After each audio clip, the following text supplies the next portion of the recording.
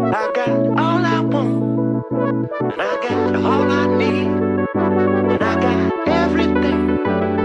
I got you and me. All I want, I got all I need. Welcome back to Marriage is the Best. Last week we talked about the honeymoon stage of relationships as we were exploring the ideas of development and marriage. We kind of arrived at the first stage last week. I was a bit sick, a little under the weather last week, and so I felt as though, as I thought about it this week, I felt as though we really didn't cover a lot of the things that I really wanted to cover. And so today we're going to jump back in and talk about all of the other thoughts that I had about the honeymoon phase. I think we're going to cover some pitfalls. We're going to cover some dangers. I guess pitfalls and dangers fall into the same category. But we're going to go through some of those things. We're going to talk about, maybe some of the things that make it really run really well. And yeah, we might find some other things to explore along the way.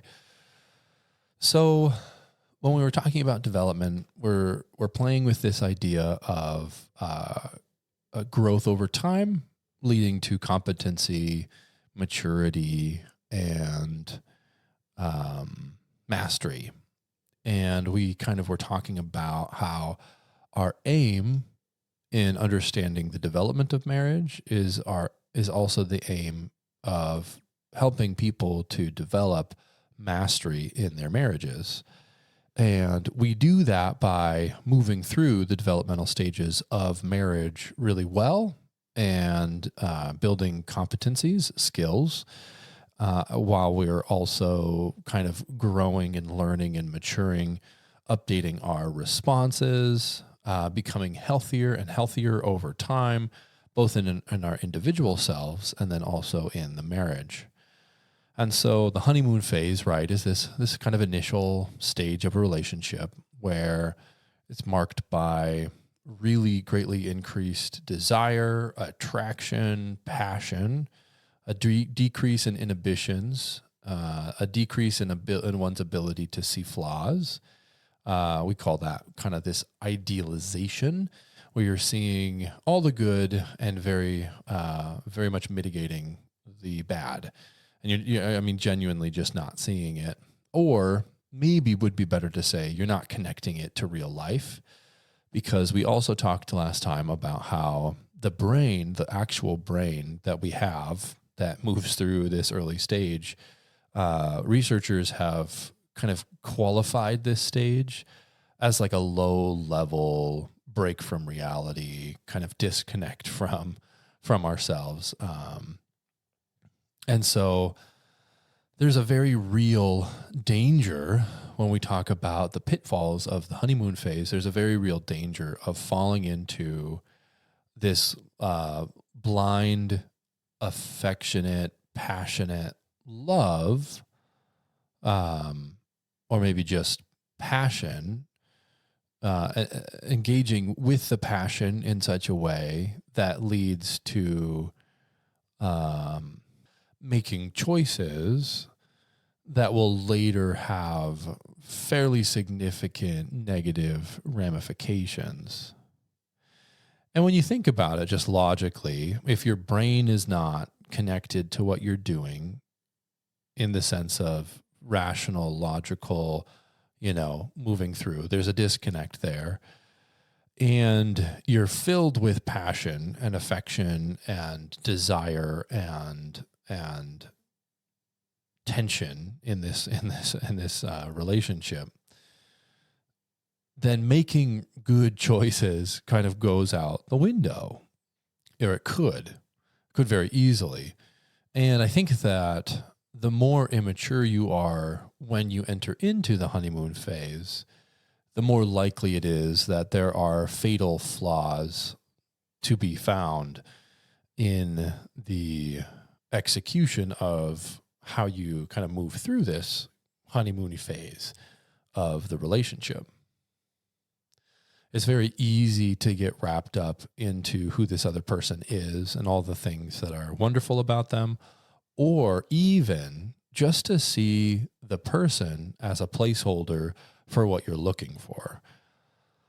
I find that oftentimes people are looking for a relationship and not necessarily the person that they are with. So I don't necessarily want to be with you in particular, Peter, but you serve as a nice placeholder for boyfriend or fiance or husband. Heaven forbid it doesn't move into the husbanding phase. But there's a placeholder kind of status, right? And that can come from, lots of different motivations and a lot of different history. It can also be influenced by how old you are. If you're kind of later in years and you're still looking for a spouse, then sometimes that can be a pitfall to fall into. Another pitfall that I've seen people fall into would be choosing based on values or priorities that don't tend to hold up strongly over time. When they study like long-term marriages, they say that you want to be able to match up about 70% of your kind of core values or your values with your partner in order to have a long-term successful relationship. And so I've broken that down in the past where if there are 5 categories of value and they're on a spectrum of like 1 to 10. So wants to have kids, doesn't want to have kids. If you're like a 7 or an 8 and then you marry someone that's like a 1 or a 2 on that spectrum, that creates long-term problems. It creates long-term conversations, long-term conflict, long-term struggle and stress. Now, it's not that you can't overcome, obviously, that kind of category of stress or disagreement, but it does kind of demand that somebody's going to move. And when you start moving kind of core values around where like one person is becoming more, is giving in and having more children, or one person is vehemently opposed to moving across the country and then one is not. One extremely values family and one does not. One is very frugal, one is not. If the bigger discrepancy within the value system, the structure from 1 to 10, then the more difficult it is to move through that specific value category over time, the more likely it is that somebody's going to have to be moving in that category in order to create peace in the relationship. And then the more likely that peace may actually be a false peace, and it could create bitterness and resentment long term. Because these things are oftentimes, fairly solidified, at least by, maybe mid-20s or something like that, mid-20s to early 30s. And because so many people are getting into relationships later on in life, or just not finding them at all, it can be very difficult to understand and move through value discrepancy for lots of different reasons, right? So finding someone that you match up with really well, or are at least really close, right? Of the difference between 5 and 8 is fairly slim. Like you're fairly neutral, they're fairly positive on that. That could be okay. There's going to be still some wiggle room, because as you change and grow over time, your numbers might change. But ultimately, you'll be within a reasonable distance, and you'll be able to bridge that gap over time with conversations and connection and leaning, kind of leaning in toward each other. So the 5 leans in and creates like a 6 or a 6.5, and then the 8 kind of leans back, and so we can make that work. There's the one's ability to kind of touch or rectify that level of value discrepancy. But if you have a bunch of different value categories that there's quite a lot of discrepancy in, that's where you're going to find a lot of issues, especially when it comes to, things of roles at home. That could be a really big one that might lead to a lot of issues. Politics and religion are kind of obvious ones. Finances is a big one. Obviously, that makes a big difference. But essentially what you want to be doing is you want to be finding out where this other person is, right, on the spectrum of values. And for those of you who have been married for a long time, I wonder if reflecting on the different values that you had kind of early on in the relationship and then the values that you're expressing right now, and how those values, the deeper values that you hold, are actually impacting your relationship as you go.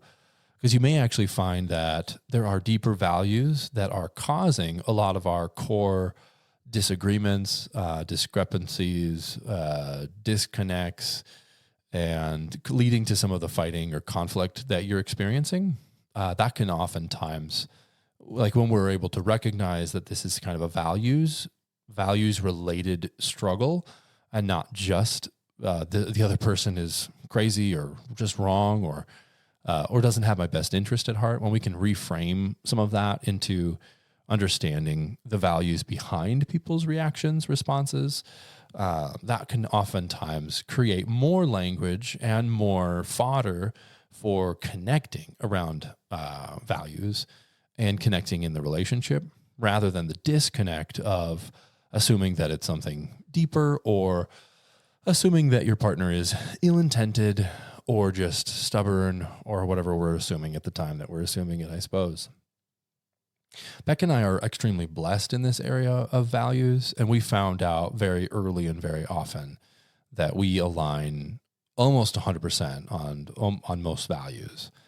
There are lots of things that I enjoy hobby-wise that she doesn't enjoy at all. Like, I enjoy playing volleyball, and I like listening to lots of music and podcasting, and I really, really enjoy comedy. And none of those things are Becca's cup of tea. She didn't grow up with any of those really being that important to her, and she grew up mostly just with relationships as a primary value, and being kind of exposed to and engaged in and connected in lots and lots of relationships. And so that's more important to her, and that's really important for her as a value structure to be able to express that. So so we have to kind of learn to support each other in some of those more superficial differences. You know, it's not the end of the world that she isn't enthralled by music, although connecting through the sharing of music is still important, and we do try, but it's not like a home run every time. You know, like some of my friends I can talk to about music. Some of my mentors I can talk to about music, and we just enjoy kind of sharing music taste and new things that we're finding. And that's just an enjoyable thing. But, you know, in the marriage, the fact that that's not there isn't really that big of a deal, because there's so many other things that we do share. We're very aligned religiously. We're very aligned theologically. We're very aligned politically. We're very aligned roles-wise, even though the execution of that isn't always great because of, you know, personalities and strengths and weaknesses and all of the things that get in the way of that. But we're very much aligned in the roles idea. We are aligned in the finances, and we do a fairly good job of staying up to date and communicating. We were 100% aligned in where we wanted the children and the execution of children, and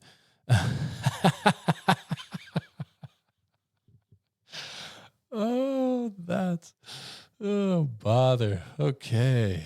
How many children were brought into the world, and how they were done, how that happened, all of those good things. All right. So so the values idea is really important in the success of someone's honeymoon phase. If you are blinded by the love and affection and desire and sexuality and affectionate and all of those things, and you miss some of these deeper values conversations, you're going to find yourself very much in a lot of pain and sorrow and suffering later on when you're trying to work some of these things out that were always there. The discrepancies were there, but that weren't acknowledged and kind of given their proper power. I don't know, given their proper place. Yeah, I guess just place in those kinds of conversations early on. Being sexually active and connected early on in a honeymoon relationship is one of those other kind of pitfalls that people fall into. There's kind of the idea of hookup culture, and it's been around for quite a long time. And the idea essentially feels like it comes down to I can have sex with whom I want, and it's not necessarily going to affect me long term, and I can do that and engage in that way consistently with different people over time without negatively impacting my heart, mind, body, soul, and relational future. So that's the kind of what the behavior of hookup culture represents. Those are like kind of the ideas or maybe the underlying assumptions that it seems like people kind of tend to make within that structure. And there's a great book, I think I've talked about it before. It's called Hooked, and it talks about the reality of sex, the reality of sex on brain chemistry, and the reality of how our brains react to engaging in sexual contact with many different with many different people over time. And essentially the danger is when you engage in sexual activity with a person, there are real chemicals, there's real neuroscience that is bonding. They in the book they call it brain molding, bonding your brain, your body, your whole self to this other person. Sex isn't necessarily just a physical act, like a biological act, but there's also lots of chemistry involved, lots of neurochemistry involved. And then I do believe that there's even deeper realities that are going on when sexual activity is engaged in. It's not just like physical, it's also like deeper. And I've talked about why I think that it is deeper and the long-term impact that early sexual exposure, inappropriate sexual exposure, and inappropriate sexual activity tends to have a much, much deeper impact than just like a biological issue or struggle, right? Like an illness or a sickness or something that's just like strictly bio. This seems to impact people's minds and emotions and relationships on a much, much, much deeper level. So although that data is only observational and it's not necessarily, double blinded, I guess I don't know if there are lots of studies out there that would show what I'm talking about, but the reality that sex touches us in a much deeper and more profound place than we want to imagine if we're going to engage in early, often, and flippant sexual activity. Well, I guess it's just a dangerous assumption, and I don't believe that it is true. And I think that there's some real danger in brain molding when you're talking about being in this early stage of relationship development. And I guess part of the reason that I think that is because when you're not thinking that clearly, right, your brain is being kind of corrupted by this state of mind, low-grade psychosis, natural low-grade psychosis, which is a disconnect from reality. And then you're also full of hormones and very much attracted to and desirous of your partner. And then you are sexually active with this partner. All of a sudden, that blinded desire for this person becomes this deep, abiding connection that molds you to the person indiscriminately. The body is being told, right, release all of this stuff, and this is safe, and this is healthy, and then all of a sudden there are, I don't know, there's some consequences that can be had, and it can be really damaging. And I think that this is very real. I think that the reality of it, the science behind it, the studies, I think you can find people who will justify it, but I don't believe that that's an honest position. They might not be dishonest people, but I do not believe that you can just engage in flippant and consistent, various partnered kind of sexual activity and not come out with some serious complications and difficulties and struggles in this area of your life, in the relationship area. There was a huge impact of early sexual exposure in Becca and my relationship that wasn't really able to be resolved for a very, very, very long time. Like, it took years and years of work to acknowledge the reality of what had happened, to acknowledge the brokenness and the woundedness and the impact of it, to like move through and to heal from it all. It was grueling, like truly grueling.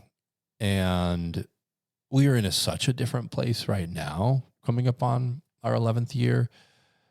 But that season of our marriage was torturously full of suffering.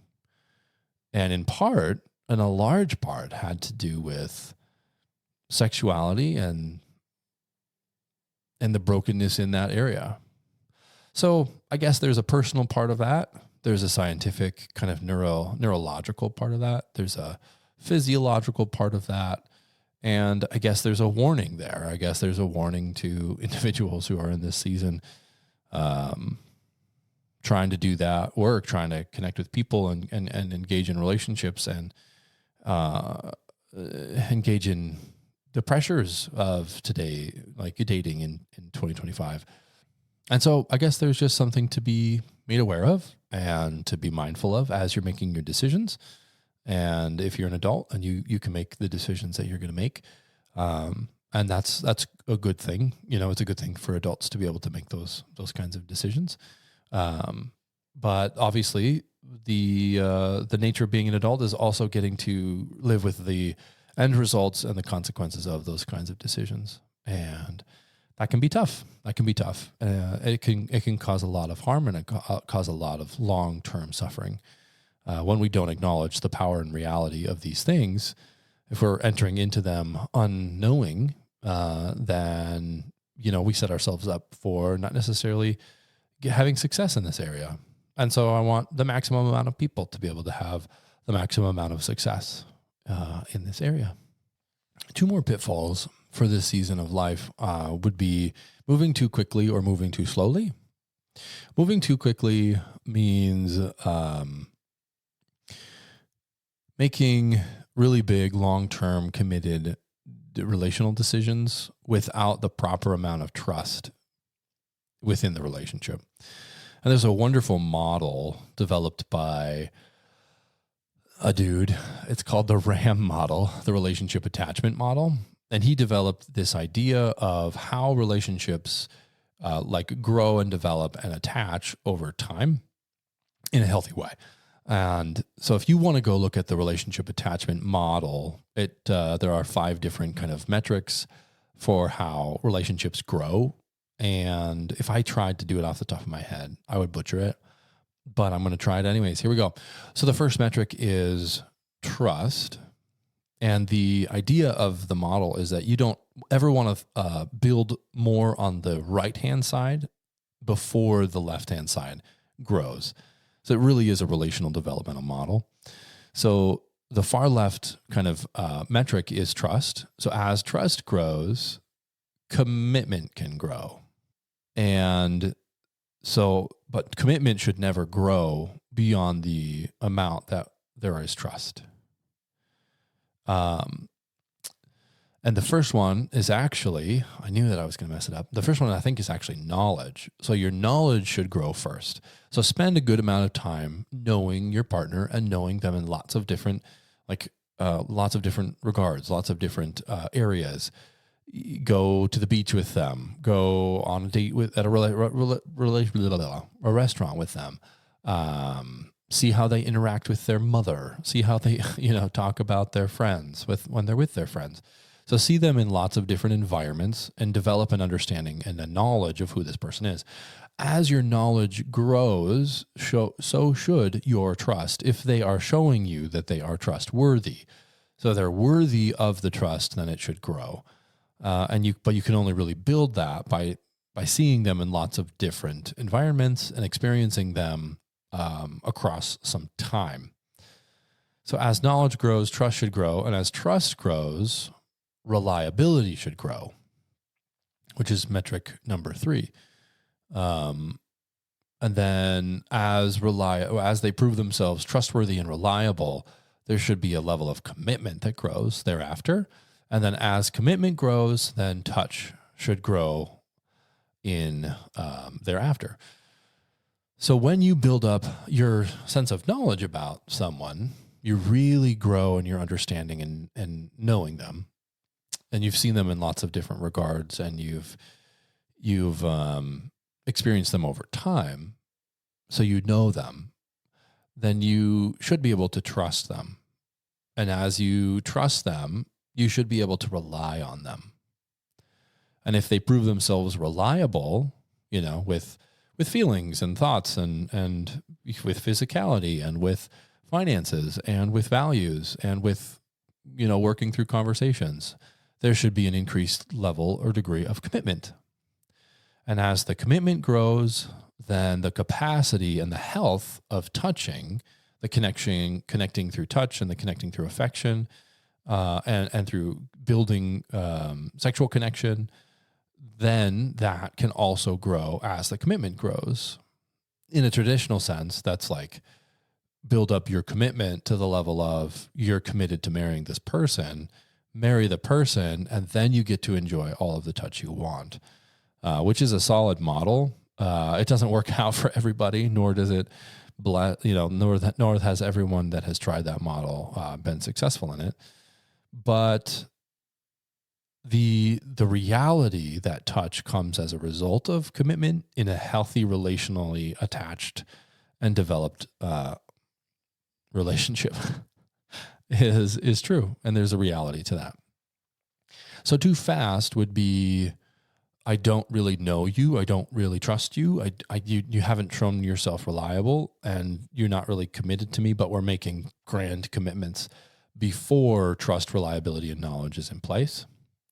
Going too slowly just means you've dated for a long period of time and you're not creating the commitment, right? You have all the knowledge, you trust this person, they've proven themselves reliable, and you're not choosing to increase your commitment. Usually the touch is already there, so that doesn't need to be increased, but you're not really interested in increasing your commitment, and so that's dangerous. And not dangerous. What it is actually just it kind of fills time for people, and time is limited.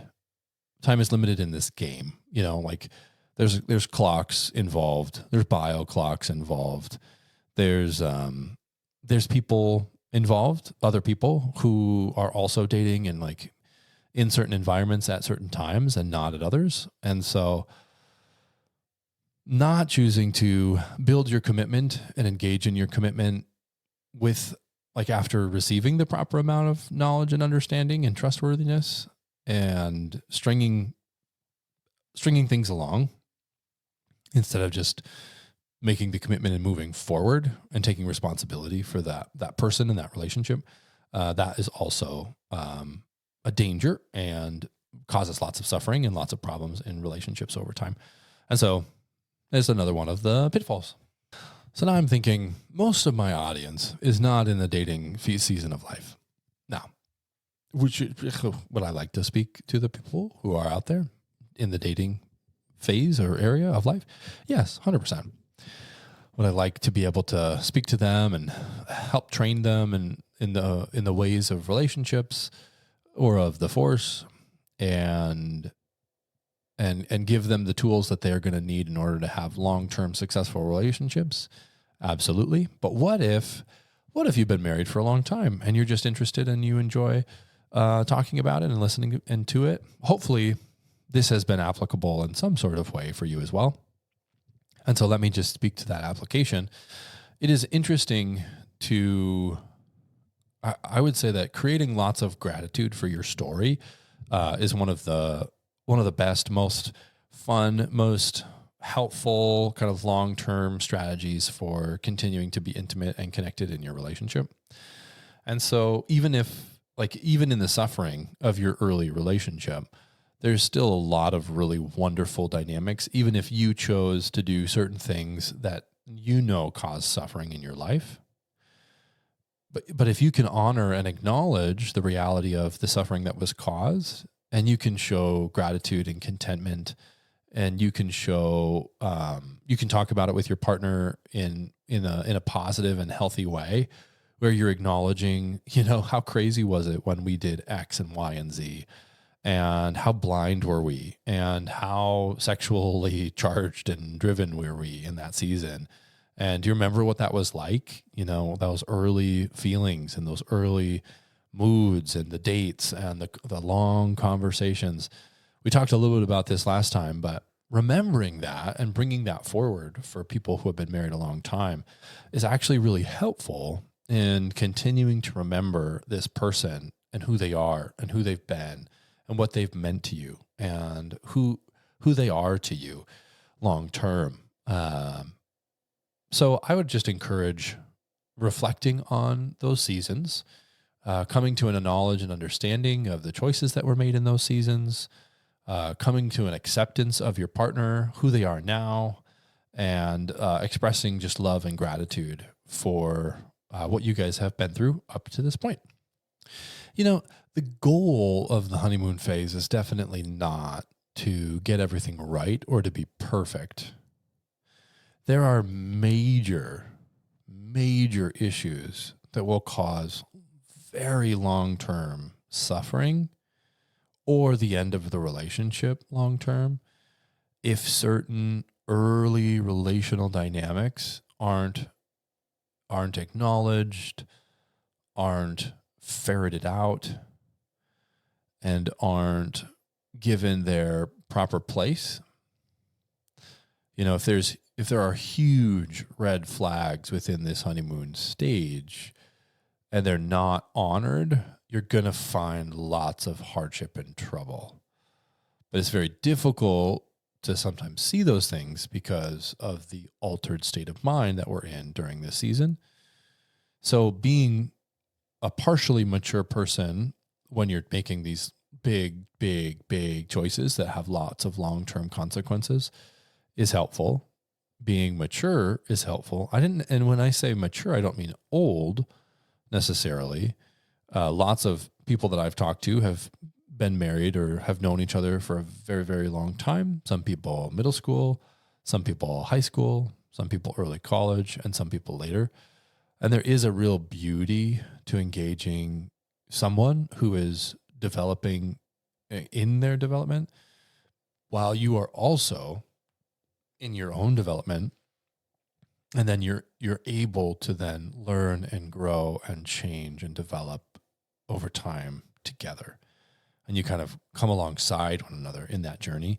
There is actually a lot of value in doing that earlier on, because the longer you wait, the older that you are when you get married, the more inflexible your individual sense of self, the more inflexible and more developed it is. And so it can actually pose the opposite problem where there's a lack of flexibility. There's a rigidity to a person later on down the road. There's an overuse of the autonomy in the relationship. Like, I don't need you, I don't want you kind of autonomy, which also can cause problems. And that can happen when you're kind of more formed and later on down the road in the process of development when you meet your spouse. And so that would kind of alter the honeymoon phase, and it creates more practicality and it creates more rationality in that season rather than passion. And sometimes the passion is really what you need and can be very helpful. So there's kind of a back and forth, a pro and con, a trade-off, if you will, from the perspective of getting married like more young, even though you can be young and make a mature choice if you're doing it in a healthy way and you've got healthy counsel around you to do that. And then the pitfalls of choosing that when you're a little older, you're a little more rigid, you're a little more formed. And then you've got the next issue, right, of like, this is your second time or third time doing this. That obviously changes the honeymoon stage of development. So there's that.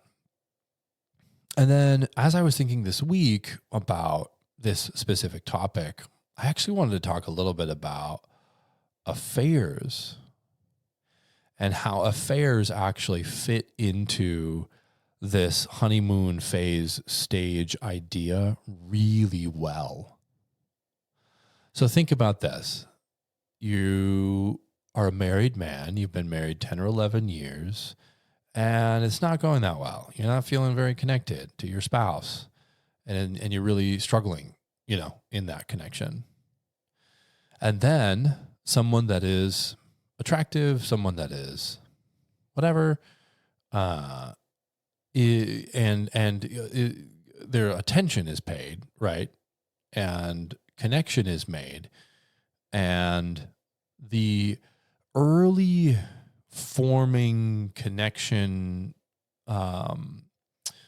stage of development, or the mechanisms going on in those early forms of development start to churn again, fostered by attraction and time, especially time alone. So if you're spending time with someone you're attracted to, that is a very, very strong recipe for sparking early developmental relational dynamics, early infatuations and attractions, early obsessive thinking, because you're rejiggering that honeymoon early phase of relationships.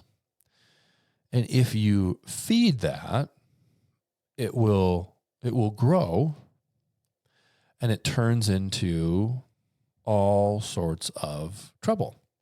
When you talk about affairs, and when I've talked to many different couples about the affairs that they've had, it often is a very slow, unintentional connection that is made during disconnection within the primary relationship, but within the marriage, that leads to an early form of honeymoon psychosis, disconnect from reality, mild brain altering disconnect that then leads to choices that then leads to, you're right, unhealthy choices that leads to destructive actions that leads to ending, the relationship.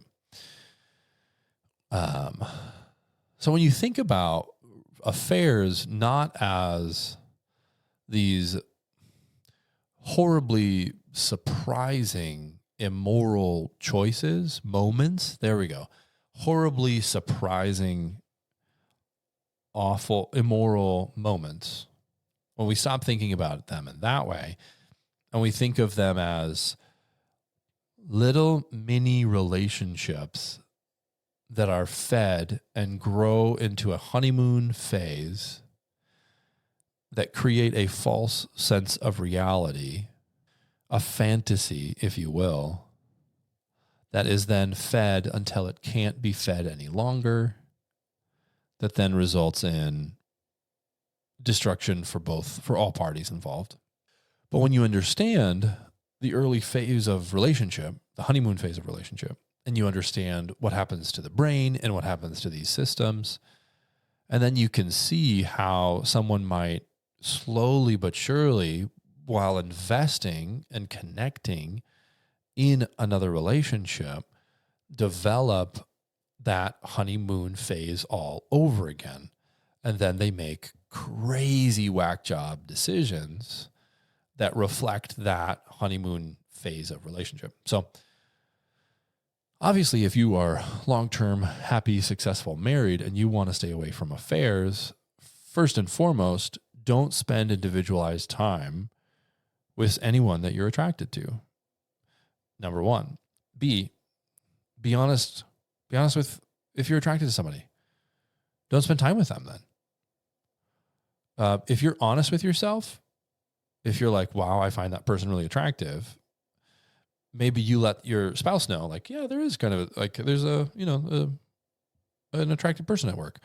I'm being, we can talk about being mindful around that. We can talk about what is the plan. We can talk about how often do we have to interact. We can talk about if we're on the same projects together. We can talk about if we're going to be traveling together.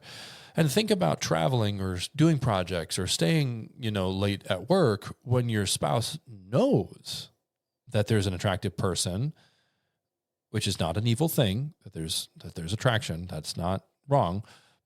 But when your spouse knows that some of those things are there or going on or possible, then how much does that transform those conversations when you get home? How much does that transform your thoughts and your feels when you have to stay late and work on a project or when you have to travel? How much does that change your decision-making process? And maybe even to the point of developing safeguards like FaceTime calls at the end of the night or play-by-plays or, going to bed early. When there is knowledge and understanding of that, and it's in the light and you're being honest about it, that guards both you and them. Now, does it make for lots of nice conversations? No. It's the worst. These are the worst kinds of conversations. Wait a second. You find somebody at work attractive? Holy crap. Heaven forbid. That's awful. How could you do this to me? Right? Like, that's not a fun, enjoyable conversation to enter into. But it is the reality of like the whole world. And it is the reality of biology. And it is the reality of, minds and chemistry and all of these things. So we can either acknowledge the reality of what we have to face out in the world, and we can protect our marriages while acknowledging the reality and being honest and truthful and forthright about who we are and how we are and what we are and what's going on. Or we can shield ourselves from the reality by shielding ourselves from the hard conversations, the due diligence that needs to occur, that then leads to extremely painful, sorrowful, destructive decisions later on in life. And I prefer to have the honest, upfront conversation. I prefer authenticity. I prefer honesty. I prefer engaging in these things rather than shirking or hiding or running from and finding out what happens when these things are not discussed and talked about and not being honest and not really understood by both parties. So if you're finding yourself in a situation like that, that's a tough one. Probably need to seek some counsel on it, honestly. Not necessarily counseling, but like mentorship, your best friend that has your best heart, interest in heart. Definitely talking to them about what's going on. And we've done other episodes on that one. But I wanted to really connect the idea of honeymoon and affair because I think that that's a really interesting connection. And I think it's a helpful kind of developmental manner of understanding how those things happen and how to think about it, how to look at it. Okay. I think that's probably it, but I don't know if I have run out of ideas on this stage of development in relationship. If you have ideas or things that you feel like I've missed or haven't talked about, you should let me know. If you've read something or see something, you should send it over. Shoot us over an email at marriageisthebest@yahoo.com. make sure to go on Apple and Spotify and all those good things and leave reviews and 5 stars and all of that. I think we're already up to 20, which is kind of nice on the Spotify. That's actually really nice, and I appreciate you if you have done that already. So that's really cool. We're wrapping up the year 2025. We'll only have a couple more podcasts in the year. I don't really plan on taking a break, but maybe if I do, I'll let you know. If you have any thoughts, any questions, any referrals, if you need some marriage coaching, you let me know. And that's about it. This is the end.